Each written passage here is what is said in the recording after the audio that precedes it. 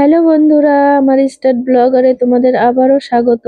তো আজকে আমাদের বৃন্দাবনের তৃতীয় দিন, আর আমরা সকালে গাড়ি ঠিক করে বেরিয়ে পড়েছি, কারণ আজকে আমরা বৃন্দাবন থেকে অনেকটা দূরে যাব, গোকুলে। তো আমরা সকাল সকালই বেরিয়েছি 7টার মধ্যে, কারণ আজকে আমরা স্নান করব রাধাকুণ্ড ও শ্যামকুণ্ডে। তো এখান থেকে স্নান ধান সেরে তারপরে যে তোমার আরো মন্দিরগুলো আছে, গিরি গোবর্ধন, রাধারানীর বাড়ি, বর্ষানা, নন্দগাঁও, সেগুলো দর্শন করব। তো স্নান ধান করে আমরা রেডি হয়ে বেরিয়ে পড়লাম। প্রথমে দর্শন করব আমরা গিরি গোবর্ধন পর্বত। তো তোমরা সবাই জানো, গিরি গোবর্ধন পর্বত শ্রীকৃষ্ণকে নিয়ে আঙ্গুলে ধারণ করেছিলেন। তারই দৃশ্যটা মন্দিরের বাইরে সুন্দর করে আছে। তো সেগুলো দর্শন করলাম। আর ভেতরে ঠাকুরের জন্য কিছু ফুল, তারপরে দুধ, এগুলো এখানে গিরি গোবর্ধন পর্বতের যে খণ্ড আছে সেটার উপর দিতে হয়। তো আমরা সব কিছু নিয়ে একদম মন্দিরে প্রবেশ করলাম এবং গিরি গোবর্ধনকে দর্শন করলাম। এখানে দর্শন সেরে তারপরে আমরা বেরিয়ে পড়লাম বর্ষানার উদ্দেশ্যে, রাধারানীর বাড়ি। তো এখানে এসে মনটা এত মুগ্ধ হয়ে গেল যে শ্রী রাধারানী এইখানে জন্মগ্রহণ করেছিল। এখানে খেলাধুলা অনুভব করলে কি যে শান্তি লাগছে মনে। তো এখানে এসে শ্রী রাধারানীকে দর্শন করলাম। আর প্রচন্ড ভিড় এই বর্ষানা। তো অনেক কষ্টে শ্রী রাধারানীকে দর্শন করতে পেরেছি।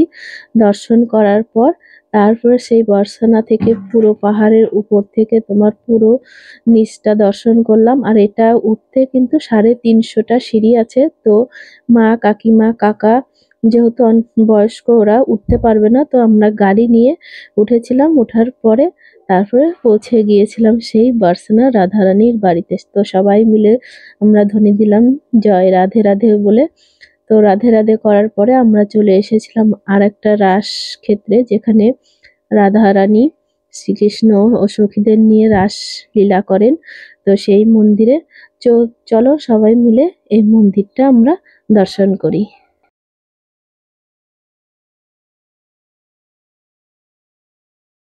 তো বন্ধুরা, আমরা রাধা কৃষ্ণের লীলাক্ষেত্র দেখে আবার চলে এসেছি আর একটা স্থানে।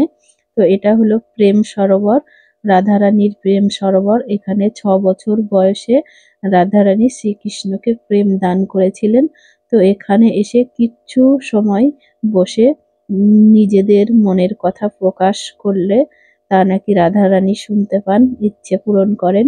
তো এখানে আমরা কিছুক্ষণ বসেছিলাম। বসে থাকার পরে যে মন্দিরগুলো আছে পাশে, তোমার বৃন্দাবনে অনেক মন্দির দেখে শেষ হবে না। তো ছোটখাটো তোমার আদি মন্দির পুরোটাই, কোনোটাই ছাড়ার মতো না, সবটাই দেখার মতোই মন্দির। তো এই প্রেম সরোবরের পাশে যে মন্দির ছিল সেগুলো দর্শন করলাম। আর আরেকটা কথা, আমরা অনেকটা সকালে বেরিয়েছি আশ্রম থেকে। তো ওখান থেকে খাবার দাবার নিয়ে একদম বেরিয়ে পড়েছিলাম। যে আশ্রমটা আছি, এত সুন্দর খাবার দাবার ব্যবস্থা আর এত কম বাজেটের মধ্যে, সত্যি ভাবতে পারিনি যে এত সুন্দর একটা আশ্রম পাবো। রজনী বাবা বলে আশ্রম আছে, সেই আশ্রমেই আমরা উঠেছি আর সেখান থেকেই আমরা বেরিয়েছি। তো তোমরা চাইলে কিন্তু আসতে পারো, এত কম দামে যে এত সুন্দর থাকার ব্যবস্থা পাবো ভাবতে পারিনি। তো তোমরা চাইলে আমাকে কমেন্টে জানিও, আমি তোমাদের পুরো ডিটেলস বলে দেব। তো আসতেই নন্দগাঁওয়ে আসতেই দেখলাম জোড়া ময়ূর একদম মাঠের মধ্যে খেলা করছে। তো দেখে সত্যি খুব ভালো লাগলো। তো বন্ধুরা, এই যে দেখতে পাচ্ছ এই মন্দিরটা, এটাই হলো নন্দরাজার বাড়ি, যেখানে শ্রী বাসুদেব শ্রীকৃষ্ণকে রেখে গেছিলেন নন্দরাজার কাছে। তো এই শ্রীকৃষ্ণের বাড়ি। তো নন্দরাজার বাড়ি, শ্রীকৃষ্ণের বলছে, এটা সেই নন্দরাজার বাড়ি। তো প্রথমে আমরা দর্শন করে নিলাম রাধা মাধবকে। দর্শন করে আমরা পুরো সিঁড়ি বেয়ে উপরে চলে এসেছি। উপরটা দেখতে কত সুন্দর লাগছে দেখো। আর যে তারা কাটার বেড়া আছে, পুরোটাই তোমার নন্দগাঁও। তো চলো তোমাদের পুরোটা ঘুরে দেখাই।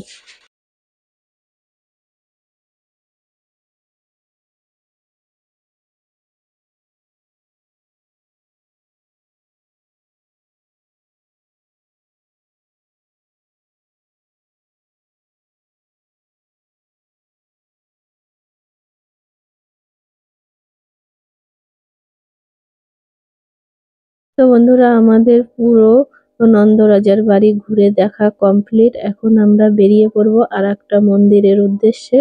তো এটাও হলো সেই শনি মহারাজের মন্দির। যখন শ্রীকৃষ্ণ বৃন্দাবনে নানান লীলা করেছিলেন, তখন মহারাজ এখানে আসার জন্য শ্রীকৃষ্ণকে বলেছিলেন। তো শ্রী মহারাজের যে চোখের দৃষ্টি যেখানে পড়েন, সত্যি খুব ভয়ানক। তো তোমরা সবাই জানো, সেই জন্য শ্রীকৃষ্ণ অনেক ভেবে মহারাজকে একটা মন্দির করে দিয়েছিলেন, যে সেখানে তার নয়ন নিচের দিকে রেখে সেই মন্দিরে স্থাপিত হবে। তো সেই মন্দির দর্শন করলাম। এবার আমরা দর্শন করব শ্রী রাধারানীর শ্বশুর বাড়ি, জটিলা কুটিলা আয়ানের যে বাড়ি, সেই বাড়ি। আর এই বেলকনিটা দেখছো, এখান থেকে রাধারানী শ্রীকৃষ্ণকে ইশারায় তোমার দেখার ইঙ্গিত দিতেন, দেখা করার। তো এখানে দর্শন করে আমরা চলে যাব আর একটা মন্দিরে। সেখানে গিয়ে আমরা আজকের দুপুরে ভোগ আরতি দেখব।